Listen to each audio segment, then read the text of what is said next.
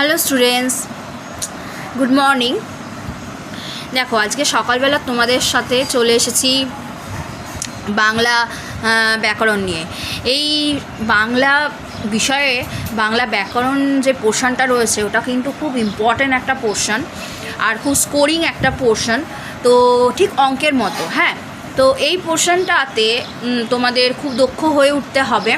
তো তোমাদের দেখলাম নবম শ্রেণীতে তোমাদের আছে, তোমাদের সিলেবাসে নবম শ্রেণীতে কিন্তু শব্দপদ, সন্ধি এইগুলো কিন্তু আছে। আর স্কুল সার্ভিস কমিশনের জন্য যারা পড়াশোনা করছো, SLST যারা দেবে বা অন্যান্য যে বাংলা বিষয় ভিত্তিক পরীক্ষাগুলো দেবে, তাদের ক্ষেত্রে আমি বলছি যে সন্ধি থেকে কিন্তু প্রশ্ন আসে, ঠিক আছে? সুতরাং সব ধরনের স্টুডেন্টদের উদ্দেশ্যে আমার একটাই বক্তব্য যে তোমরা ভালো করে বাংলা গ্রামারের পোর্শনটা দখলে নিয়ে এসো, তাহলে দেখবে চাকরি পেতে সুবিধা হবে।